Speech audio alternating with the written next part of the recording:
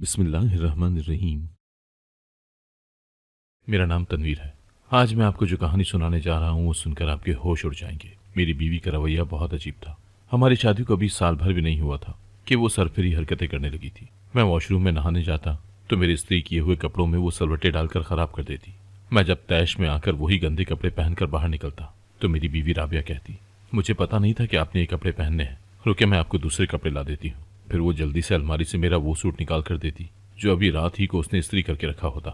शादी के शुरू दिनों में तो मुझे लगा कि वो शायद मेरे साथ लाड कर रही है ताकि मैं उसकी पसंद के कपड़े ज़ेब-ए-तन करूं, और ऐसा होता भी था। मैं बखुशी वो कपड़े पहन लेता, मगर अब तो ये अक्सर होने लगा था।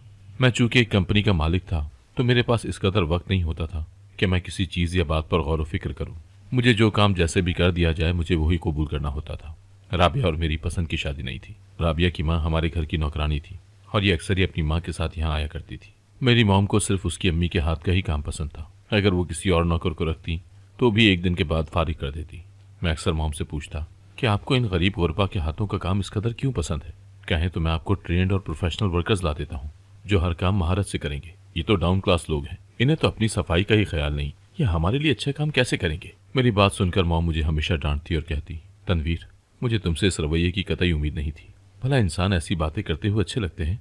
जानवर होते हैं जो ये ऊंच नीच का ख्याल करें। रही बात सफाई की तो बेटा, वो लोग सिर्फ गरीब हैं, वरना तुमने देखा नहीं, रोज नहा कर आती है वो, और काम के वक्त सर से दुपट्टा उतरना तो दूर की बात, हिलता तक नहीं। वैसे भी मुझे इन लोगों से बहुत अपनाइयत मिलती है, वरना तुम जो प्रोफेशनल कह रहे हो मेरा दिल उनसे राजी नहीं होता। इसीलिए आइंदा कभी ऐसी बात भूल कर भी मत कहना। मैं मॉम की बात पर सर हिला देता, मगर हर हफ्ते बाद वही बात कर देता, क्योंकि मुझे ये बात बहुत जल्दी भूल जाती। अपनी मसरूफियत में मेरे पास किसी के लिए भी वक्त नहीं था। मैं बस कामयाब बिजनेसमैन बनना चाहता था जिसे हर कदम पर तारीफ चाहिए, शोहरत चाहिए, रुतबा और दौलत चाहिए। मैं शहर के पीछे दीवाना था। यही वजह थी कि अपने काम पर इस कदर हावी होने के बायस मैंने कभी लड़कियों की जानिब तवज्जो ही नहीं दी। मुझे लड़कियां हमेशा से ही बुरी लगती थी। न जाने कि उन्हें देखते ही मेरा मूड खराब हो जाता था। शायद इस वजह से कि हर लड़की मुझसे चिपकने और बात करने की कोशिश करती थी, तभी मैं उनसे भागता था। इंग्लिश स्कूल और कॉलेज के बाद यूनिवर्सिटी लाइफ तक सब लड़कियां ही ऊंचे घरानों की मिली जिन्हें चिपकने के अलावा कुछ आता ही नहीं था। बस वहीं से मेरा दिल उन सब के लिए इकट्ठा हो गया। मैं समझ चुका था कि अगर जिंदगी में कोई कामयाबी हासिल करनी है तो लड़कियों से दूर रहो, क्योंकि जहां तुम इनके चक्रों में पड़े वहीं से तुम्हारी उल्टी गिनती शुरू। मेरी उम्र 30 साल की हो चुकी थी, मगर अभी भी मेरा शादी करने का कोई इरादा नहीं था।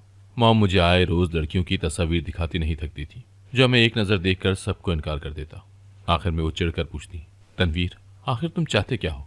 कौन सी हूर परी की तलाश में सरगर्दा हूँ जो अपनी निकलती उम्र का भी ख्याल नहीं तुम्हें? इस बात पर मैं मुस्कुरा कर कहता, मॉम, यही तो मसला है जो आप समझती नहीं। दरअसल मुझे किसी भी लड़की से शादी नहीं करनी, मुझे सिर्फ बिजनेस करना है और खुद को ऐसी बुलंदी पर पहुंचाना चाहता हूं जहां सब गर्दन उठाकर मुझे रश्क भरी निगाहों से देखें। मैं जहां जाऊं वहां कैमरों के फ्लैश में रास्ते अबूर करूं। मेरे इतने बड़े बड़े ख्वाब सुनकर मॉम हंस देती और कहती, जानते हो, हर कामयाबी के पीछे एक औरत का हाथ होता है। देखना, जब तुम्हारी शादी होगी तो तुम्हारी जिंदगी में एक ठहराव आ जाएगा। फिर तुम दुनिया हासिल करने के चक्रों में ऐसे नहीं भागोगे जैसे अब भागते फिरते हो। मैं मॉम की बात की हमेशा तरदीद करता और कहता, नहीं, हर कामयाबी के पीछे मेहनत का हाथ होता है। अगर आप मेहनत करते हैं तो मैं मान ही नहीं सकता कि आप नाकाम होंगे, इसलिए मुझे सिर्फ मेहनत करने दें। शादी मेरे बस का रोग नहीं। शायद मैं हमेशा की तरह उन्हें उस दिन भी टाल जाता अगर वो मुझे अपनी कसम न देती। मॉम की हालत बहुत ज्यादा खराब थी। हमारी नौकरानी और उसकी बेटी राबिया दोनों उन्हें हॉस्पिटल ले गई। मुझे ऑफिस में ही फोन पहुंचा तो मैं भागता हुआ अस्पताल आ गया, मगर डॉक्टरों के मुताबिक मॉम की हालत बहुत खतरनाक थी। अगले 2 घंटे इंतहाई तशवीशनाक थे। अगर वो बच गई तो बाकी जिंदगी बोनस थी, अगर नहीं बचती तो बस ये उनके आखिरी 2 घंटे ही थे। मुझे याद है, मैं उस दिन मॉम का हाथ थामे धाड़े मार मार कर रो रहा था और मॉम दूसरे हाथ से मेरे सर पर दिलासा दे रही थी। मैं रोते हुए बेकरारी से उन्हें बार बार यही पूछ रहा था, मॉम, आप मुझे छोड़कर तो नहीं जाएंगी ना? आप जो कहेंगी मैं वही करूंगा, बस मुझे छोड़कर मत जाइएगा। मेरी बात पर मॉम की हनीफ सी आवाज मेरे कानों से टकराई तो मैंने जल्दी से अपना रोना रोककर उनके करीब कान किया, जिसमें वो मुझे शादी के मुतालिक कह रही थी। तनवीर, तुम्हें अब शादी कर लेनी चाहिए। मेरे बच्चे, शादी कर लो। जज्बात में इंसान अजीब हरकतें करता है, सो मैंने वही किया जो उस वक्त मुझे समझ आया। जी मॉम, मैं कर लूंगा, बल्कि अभी कर लूंगा, बस आप ठीक हो जाए। मैं आपको नहीं खो सकता। मेरी बात पर वो हंस दी और बोली, लगता है लड़की सोच कर रखी है जो अभी तुम्हें दस्तयाब हो जाएगी। नहीं मॉम, ऐसी कोई बात नहीं। आपके पास रिश्ते हैं ना, किसी भी लड़की से मेरी शादी करवा दें। मैं अभी मौलवी को बुला कर लाता हूँ। चूंकि मैं बहुत जल्दबाज वाक़ हुआ था, सो अब शादी भी जल्दबाजी में करना चाहता था। नहीं बेटा, ऐसे शादियां नहीं होती, और वैसे भी जितने रिश्ते थे उन सबको मैं तुम्हारा इनकार पहुंचा चुकी हूँ। अब और तो कोई लड़की नहीं जो इस वक्त तुमसे शादी पर रजामंद हो जाए। मगर मैं जिद में आ चुका था। मैंने कहा, मॉम, शादी होगी तो इसी वक्त, वरना आप मुझे दोबारा शादी के लिए नहीं कहेंगी। मैं मानता हूँ कि ये बातें किस्से कहानियां मालूम हो रही हैं, मगर हकीकत से बड़ा किस्सा या नॉवल कोई और नहीं होता। मैं अपने किसी दोस्त को फोन करके लड़की का इंतजाम करने का बोल रहा था, जिस पर वो आगे हैरानी का इजहार करने लगा। वैसे तो लड़कियां मिल जाएंगी, मगर शादी के लिए? दिमाग तो नहीं चल गया तुम्हारा? मैं जवाबन उस पर गुस्सा करने लगा तो नौकरानी की बेटी राबिया, जो तकरीबन 20-22 साल की होगी, दरवाजा खोलकर अंदर दाखिल हुई। उसे देखते ही मैं ठिठक गया और फौरन पूछा, क्या तुम्हारी शादी हो चुकी है? मेरी बात पर वो शर्माकर नफी में सर हिलाने लगी और उधर मैंने गहरी सांस खारिज की। फिर क्या, लड़की मुझे मिल चुकी थी। मैंने जल्दी से मॉम को इशारा किया, तब तक राबिया भी बाहर जा चुकी थी। अच्छा, तो लगता है जनाब की इस लड़की पर नजर थी। वैसे तो नौकर तुम्हें एक आंख नहीं पाते, तो अब क्या मसला है? मॉम ने मजा लेते हुए कहा, मॉम कसम ले लें, मुझे तो इस लड़की का नाम तक मालूम नहीं। वैसे भी शादी ही करनी है ना, तो मुझे यकीन है कि ये गरीब लोग मान जाएंगे और आप भी मेरी जान बख्शी करेंगी। मेरी बात पर मॉम एकदम से संजीदा हो गई। देखो बेटा, अगर इस लड़की को तुम अपनी बीवी बनाना चाहते हो तो इस बात को जहन से निकाल दो कि वो गरीब है या नौकर, क्योंकि शादी के बाद वो अपने माजी की पहचान से नहीं बल्कि मिसेस तनवीर के नाम से जानी पहचानी जाएगी। और अगर तुम ही उसे इज्जत नहीं दोगे तो बाकी लोगों से उम्मीद मत रखना। इसीलिए सोच समझ कर फैसला करो, क्या इस नौकरानी को अपनी बीवी और बराबरी के रूप में कबूल करने की हिम्मत रखते हो? मॉम की बातों ने मेरा पहली मर्तबा सोया हुआ ज़मीर जगा दिया। जब मैंने सोचा तो ये वाकई मुश्किल काम था, मगर दूसरा मुश्किल काम अपनी जबान से फिरना था। मेरी ये खूबी समझ लें या खामी कि मैं जो भी बात कह देता उससे पीछे नहीं हटता था। सो मैंने इस बात में सर हिला दिया और कमरे से निकल गया। डॉक्टरों का दिया 1 घंटा बीत चुका था और अब दूसरा घंटा शुरू था। मैं वापस आया तो अपने साथ 2 गवाह और मौलवी को ले आया। अंदर कमरे में राबिया भी सर झुकाए बैठी थी। देखते ही देखते हमारा निकाह हो गया और वो नौकर से मेरी बीवी का रूप धार चुकी थी। मैं नहीं जानता था कि मॉम ने उन्हें क्या कहकर मनाया है या कौन से सब्ज बाग दिखाए हैं। मेरा काम बस शादी करने तक का था, सो वो मैं कर चुका था। राबिया की माँ बार बार दुआएं देते हुए मेरे सर पर हाथ फेर रही थी, जो मैं बेतासुर होकर सुन रहा था। तनवीर, इस बच्ची का ख्याल रखना। मैंने इसकी माँ से बहुत दावे करके इसे तुम्हारे लिए हासिल किया है। मेरा सर झुकने मत देना बेटा, इसे मेरी अमानत समझना। कोई गलती करे तो समझाना, मगर गुस्सा मत करना। मैंने जैसे ही मॉम से वादा किया, ऐन उसी लम्हे वो मुझे छोड़कर जा चुकी थी। उसके बाद बस मैं सोती जागती कैफियत में ही मॉम को अस्पताल से घर लाया और फिर उनका जनाजा और खाली घर। ये सब कैसे हुआ मुझे कुछ भी याद नहीं। सिर्फ एक ही बात थी जो मुझे याद थी, और वो ये कि मेरी माँ मर चुकी है। मेरे बाबा तो बचपन में ही मर चुके थे, उनके बाद मॉम ही मेरा सब कुछ थी, मगर अब वो भी नहीं रही। मैं उनकी वफात के बाद वो शहर छोड़कर चला गया और पूरा हफ्ता सड़कों पर गाड़ी दौड़ाता रहा, कभी किसी शहर तो कभी किसी शहर। मगर वो कहते हैं ना, जब खुदा कोई परेशानी देता है तो उसके लिए सब्र भी साथ ही उतार देता है। सो मुझे भी सब्र आने लगा और मैं वापस अपने शहर आ गया। वहां आकर मुझे याद आया कि मेरी एक बीवी भी है, जिसके लिए मैंने अपनी मरती हुई माँ से वादा किया था। उस वक्त दिल चाह रहा था कि उसे छोड़ दूं, मगर वही बात कि मैं अपनी जबान से फिरने वाला नहीं था। सो राबिया की माँ से जाकर बात की तो उन्होंने खुशी खुशी बेटी को मेरे साथ रुखसत कर दिया। राबिया को मैं उसी पुराने होलिये में रुखसत करवा कर लाया। मुझे उससे कोई वाबस्तगी नहीं थी, लेकिन मैं उससे एहतराम से पेश आ रहा था, क्योंकि मुझे अपनी माँ से किए गए वादे का बेहद पास था। पहले पहल तो वो इस घर में रहते हुए झिझकती थी, मगर आहिस्ता आहिस्ता उसकी ये झिझक दूर हो गई। एक तो मैंने उसे किसी एहसास कमतरी में मुब्तला नहीं होने दिया। हर काम उससे पूछकर और उसकी पसंद का करता।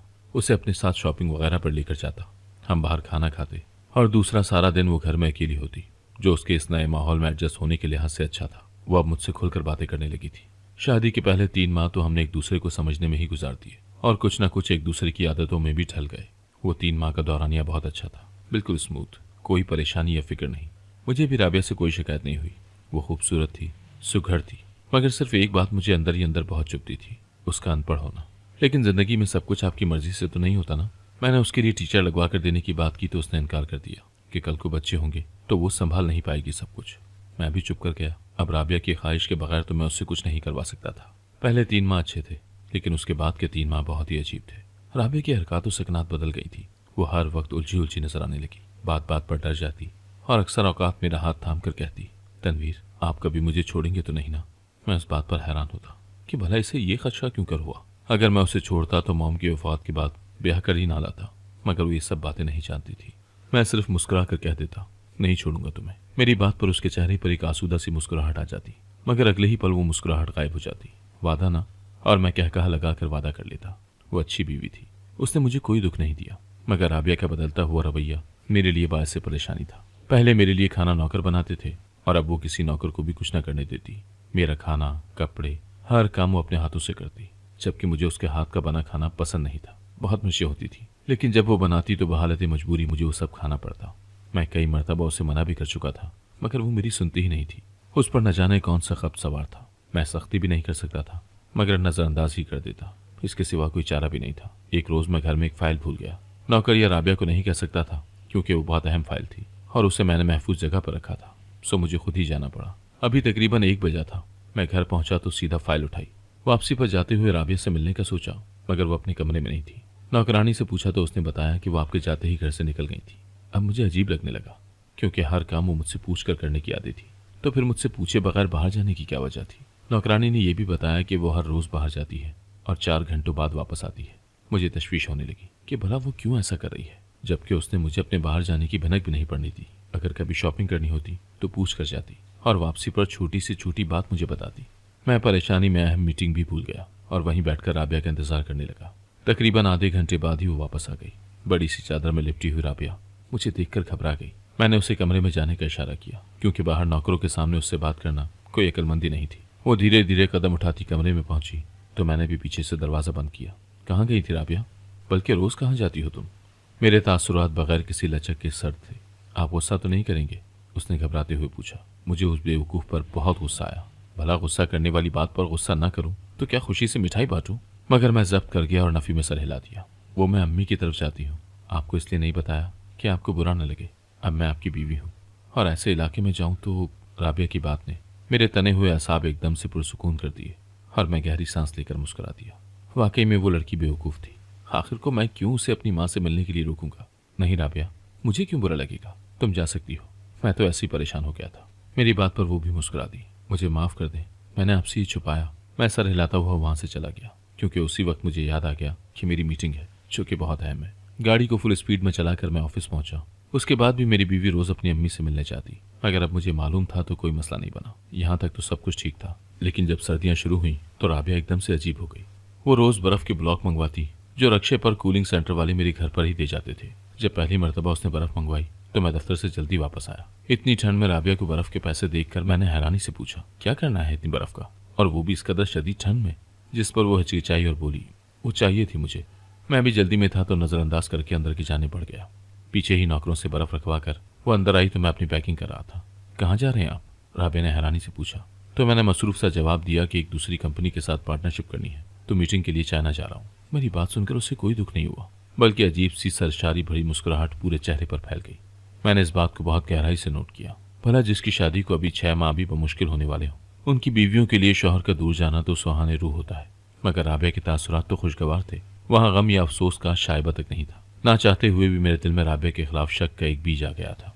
सर्द तासुरात से उसे खुदा हाफिज कहकर मैं चाइना चला गया। वहाँ जाकर मैं पिछली बातें भूल चुका था। बेशक हम मियाँ बीवी थे, लेकिन हमारी अंडरस्टैंडिंग बिल्कुल भी नहीं मिलती थी। मगर वहाँ जाकर मुझे राबिया बहुत याद आने लगी थी। मैंने 1-2 मरतबा घर फ़ोन किया तो नौकरानी ने बताया कि वो घर पर नहीं है। उसके बाद वो हफ्ता मैं चाइना में रहा, मगर मैंने घर फ़ोन नहीं किया।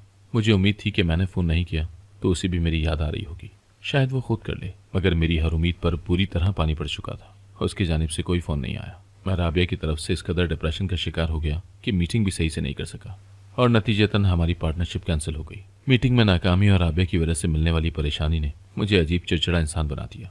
मैं जानबूझकर मस्जिद 1 हफ्ता वहीं रुक गया।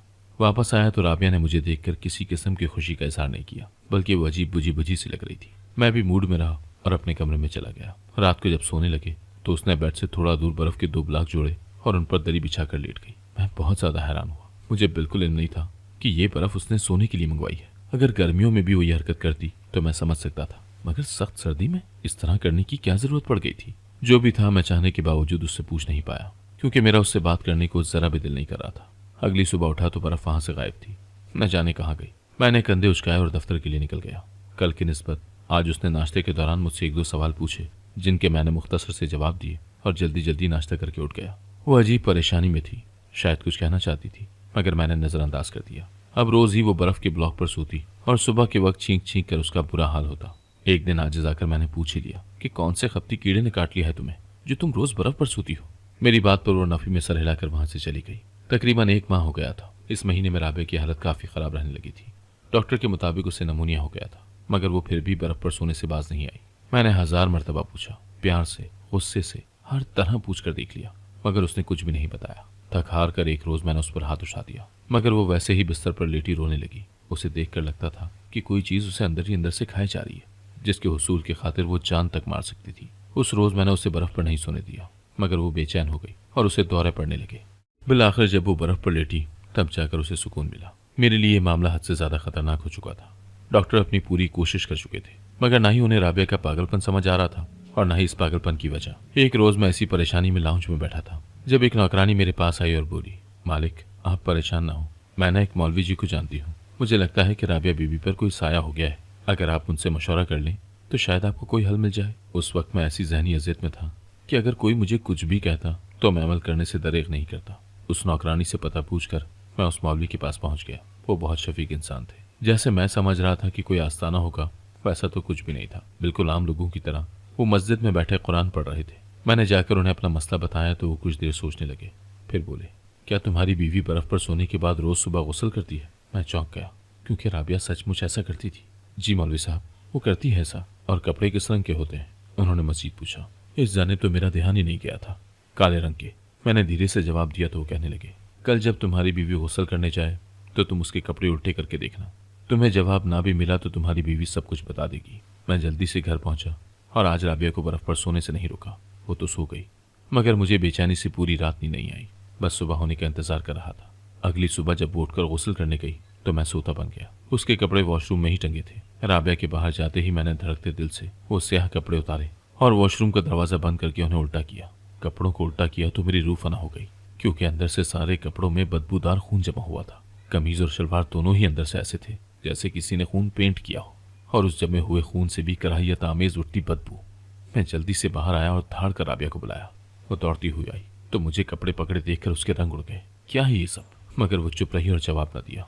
मैंने फिर से पूछा, क्या है ये सब? अगर तुमने कुछ भी न बताया तो अगले अल्फाजों में मैं तुम्हें तलाक दे दूंगा। गम और गुस्से से मेरी हालत गैर होती जा रही थी। मैं बुरी तरह कांप रहा था। ये इंसानी खून तो नहीं है। बताओ किस चीज का खून है? अब इतनी अकल तो मुझ में थी कि इंसान का खून सुर्ख होता है, मगर वो खून स्याह था। चमगादड़ का खून है। उसके जवाब ने मेरे 14 तबक रोशन कर दिए। तो चमगादड़ के खून से तुम्हारा क्या लेने देना? मुझे असल बात बताओ। आज मैं ये बर्फ की कहानी भी जान कर ही रहूंगा। अगर तुमने मुझसे कुछ भी छुपाया तो अपना सामान खुद ही बांध कर यहाँ से चली जाना। मैंने आगे बढ़कर दरवाजा बंद कर दिया। मैं नहीं चाहता था कि कोई नौकर हमारी बात सुने। राबिया बहुत ज्यादा सहमी हुई थी। मुझे तरस तो बहुत आ रहा था, मगर मैं फिलहाल उसे कोई ढील नहीं दे सकता था। बोलो। मैं एकदम से धाड़ा तो वो बताना शुरू हो गई। मैं कामिल बाबा के पास जाती हूँ। उन्होंने मुझे ये अमल बताया था। मैं रोज जाकर उनसे चमगादड़ का खून हासिल करती हूँ और अपने कपड़ों के अंदर लगा देती हूँ। फिर अमल के मुताबिक मुझे बर्फ पर सोना होता है। मुझे उसके अमल से कोई दिलचस्पी नहीं थी। मैं हकीकत जानना चाहता था कि आखिर वो ये सब क्यों कर रही है। राबिया, इन सब बातों को खत्म करो और मुझे ये बताओ कि तुम ये सब क्यों करती हो। आखिर चाहिए क्या तुम्हें ऐसे काले इल्मों के जरिए? क्या कभी मैंने दौलत की कमी होने दी या तुमसे इज्जत और मोहब्बत से पेश नहीं आया? कुछ भी ऐसा है जो मैं तुम्हें नहीं दे सका और तुम इन काले इल्मों का सहारा ले रही हो? मेरी बात पर वो सर झुका गई, फिर धीरे से बोली, आपने मुझे सब कुछ दिया है, मगर मैं अभी तक आपको कुछ नहीं दे सकी। इस बात पर मैं ठिठक गया। क्या ऐसी कौन सी चीज है जो तुम मुझे नहीं दे सकी? औलाद। अब वो बेखौफी से मेरी आंखों में देखते हुए कह रही थी, लेकिन राबिया, अभी हमारी शादी को माह ही कितने हुए हैं? सिर्फ 6, और तुम औलाद की बात कर रही हो? दिमाग तो दुरुस्त है ना तुम्हारा? मुझे अब उस बेवकूफ पर गुस्सा आने लगा। हाँ, दुरुस्त है मेरा दिमाग। मुझे डर था कि कहीं आप भी मेरे साथ आमना की तरह न करें। वो हमारे मोहल्ले में ही रहती थी। उसकी शादी भी एक अमीर घर में हुई, मगर जब 2 साल तक उसकी औलाद न हुई तो शौहर ने तलाक दे दी। मुझे भी यही डर था कि अगर मैं आपको औलाद न दे सकी तो कहीं आप मुझे छोड़ न दें, क्योंकि आप मुझे बहुत अच्छे लगते हैं। इसलिए मैं कामिल के पास गई। उसने मुझे ये अमल बताया कि 1 माह अमल करो, फिर तुम्हें खुशखबरी मिलेगी, और साथ ही आपके कपड़ों और खाने पर भी दम करवाती रही। चूंकि शादी के 3 माह बाद मुझे कोई खुशखबरी नहीं मिली तो मैं बहुत ज्यादा डर गई थी। फिर हर वक्त दुआ मांगती, मगर मुझे यही लगता था कि आप मुझे छोड़ देंगे। मुझे माफ कर दें, मैंने गलत सहारा लिया, मगर यह सब मैं आपकी खुशी की खातिर ही कर रही हूँ। मैं राबिया की बातें सुनकर शौक के आलम में खड़ा था। कभी कभार सिर्फ एक मछली की वजह से पूरा तालाब गंदा हो जाता है। राबिया ने अपनी दोस्त की बुरी हालत देखी तो खुद भी इस गुनाह में लिधड़ गई। मैंने उसे समझाया कि औलाद होना ना होना इंसान के बस में नहीं होता, और तुम ही मेरी जिंदगी में आने वाली पहली लड़की हो। मैं इतनी आसानी से तुम्हें कैसे छोड़ सकता हूँ? तुम इस बात का खौफ न रखो कि औलाद की वजह से तुम्हें कभी खुद से जुदा करूंगा। मेरी बातें सुनकर वो धाड़े मार मार कर रो दी, लेकिन मुझे एहसास था कि उसने ये सब अपनी जाहिलियत और मासूमियत में किया है। पूरा दिन फारिग रह रहकर दिमाग में बहुत से वसवसे आते रहते हैं। यही सोचकर मैंने राबिया के मना करने के बावजूद उसके लिए घर में टीचर रख दी, जो रोजाना की बुनियाद पर आकर उसे पढ़ाती थी। अब भी उसका इलाज हो रहा है, क्योंकि नमूनिया ने उसकी सेहत को बहुत ज्यादा मुतासिर किया था। अक्सर औकात काले इल्म के जरिए इंसान अपने मकसद तो हासिल कर लेता है, मगर बदले में अपनी सेहत के साथ दीन भी गंवा देता है। अगर आपको आज की कहानी पसंद आई है तो वीडियो को जरूर लाइक कीजिएगा और अपने दोस्तों के साथ भी शेयर कीजिएगा।